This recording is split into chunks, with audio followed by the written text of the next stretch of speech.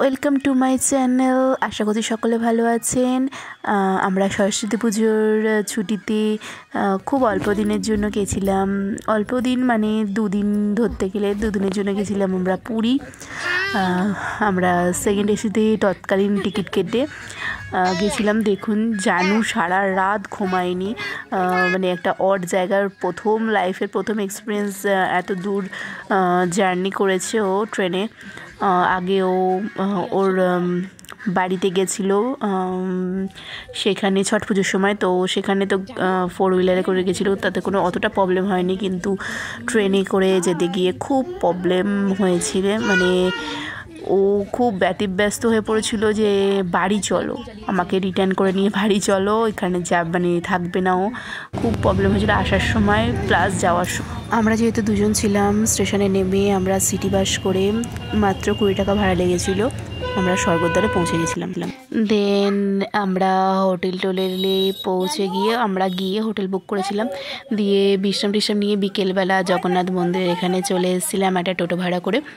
তো একটু দরদাম বার্গেনিং করতেই হবে, ওখানে প্রচুর যাতায়াতে প্রচুর টাকা নিয়ে নেয় এরা, বার্গেনিং করে। আর আপনার যদি একবার যাওয়ার ওখানে যদি এক্সপিরিয়েন্স থাকে তো আপনারা জানেন কীরকম ওখানে বার্গেনিং চলে। তো দেখুন, আমরা চলে এসেছি বিকেলবেলা জগন্নাথ মন্দিরের সামনে। পুরো আগে আমি 20 বছর আগে যেরকম দেখেছিলাম, এখন হিউজ চেঞ্জ। এখন সবাই জগন্নাথ দেবকে দর্শন করতে পারে ভালোভাবে।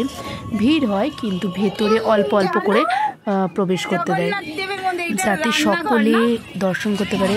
এক সময় এখানে প্রচণ্ড পাণ্ডাদের অত্যাচার ছিল। বেফালতু টাকা নিয়ে বলতো যে মন্দিরের ভেতরে আপনাদের দর্শন করিয়ে দেবো, এত টাকা লাগবে, দিয়ে টাকা দিলে মাঝপথে আপনাদের ছেড়ে দিয়ে ওরা চলে যেত। মানে লিটারালি মানুষকে হ্যারাস করতো। মানে এখন সেই জিনিসটাই নেই। আমি 2 বছর আগে, মানে আমার প্রেগনেন্সির আগে আমি গেছিলাম, তখনও দেখেছিলাম। তারপর কয়েকদিন আগে দুর্গাপুজোর সময় মা বাবা গেছিলো, তখনও ওরা এই জিনিসটা দেখতে পেয়েছে। মানে লিটারালি মানে অনেক চেঞ্জ হয়ে গেছে জগন্নাথ মন্দিরের এখানে। আমরা অনেকক্ষণ বাইরে ছিলাম, দিয়ে প্রচুর লাইন ছিল। আমরা বাইরে দোকানে ফোন আর জুতো রেখে তারপর মন্দিরে প্রবেশ করেছিলাম। দেখুন কি সুন্দরভাবে মানে ব্যারিকেডগুলো দেওয়া আছে, খুব সুন্দর পুরোটা। আর অনেক যেগুলো দোকান ছিল আগে রাস্তার ওপরে ছিল, সব ওগুলোকে ভেঙে একদম রাস্তাটাকে বড় করে দিয়েছে। দিয়ে আমরা নেক্সট দিন সমুদ্রে নিয়ে গেছিলাম জানুকে। আমরা সেদিনকে পুরো দিন মানে আর যেতেই পারিনি সমুদ্রে, আর ক্লান্ত ছিল যেহেতু রাত্রিরে ঘুমায়নি ট্রেনে, সেহেতু খুব ক্লান্ত ছিল, তো সারাদিন চলে গেছিলো। দিয়ে তারপর নেক্সট দিন আমরা গেছিলাম সমুদ্রে দুপুরবেলায়। সমুদ্রে প্রচুর এনজয় করেছি। দেখুন, জানু যখনই জল আসে, যখনই আমার কোলের মধ্যে চড়ে যাচ্ছে যাতে না জলটা ওর গায়ে লাগে। দিয়ে লাস্টে ও মানে খেলছিল খুব জলের মধ্যে।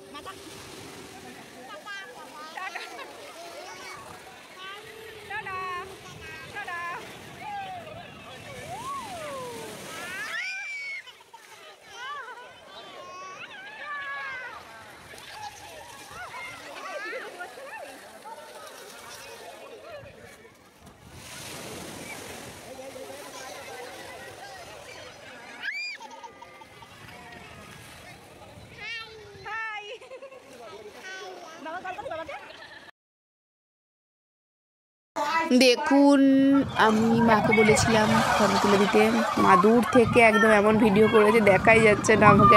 সব হয়ে যাওয়ার পর আমরা বিকেলবেলা গেছিলাম টোটা গোপীনাথে। আমরা বেশি দূর কোথাও যেতে পারিনি, যেহেতু জানু ছিল আমাদের সাথে, ও হাঁটতে পারছিল না অতটা। আমরা টোটা গোপীনাথে গেছিলাম সন্ধ্যেবেলার আরতি দেখতে। আর ওখানে ভেতরে ক্যামেরা অ্যালাউ নয়, তো তাই মানে বাইরে অবধি যতটুকু দেখাতে পেরেছি। ওর পেছন দিকটা অনেক বড় বাগান রয়েছে, শ্যামকুণ্ড রাধাকুণ্ড তৈরি করা রয়েছে। দেখুন হাঁসগুলো জানুকে দেখে দুটো সুন্দর আওয়াজ করছে, নিজের মনের ভাব প্রকাশ করছে আমাদের জানু আর রাজহাঁসগুলো। রাত্রিবেলা পটাশ মটাশ যদি খেয়ে নেয় তার জন্য রেখে দিয়েছে। হ্যাঁ সকালবেলা ছাড়া থাকে রেখেছে, ওই কুণ্ডের ওখানে থাকে ছাড়া, রাত্রিবেলা ঢুকিয়ে দিয়েছে। ও ডাকছে কি সুন্দর। মন্দির থেকে আসার পর লাস্ট দিন একটু মার্কেটটা ঘুরে দেখলাম আর কিছু কেনাকাটি সামান্য করে দেন তারপরের দিন ব্যাক করলাম বাড়ি। বাড়ি ফেরার আগে একটু কিছু কিছু ফটো তুললাম বিচের মধ্যে, তো সেইগুলো আপনাদের সাথে শেয়ার করলাম। আপনাদের যদি এই ভিডিওটা ভালো লাগে please like share and subscribe করবেন। Thank you, tata.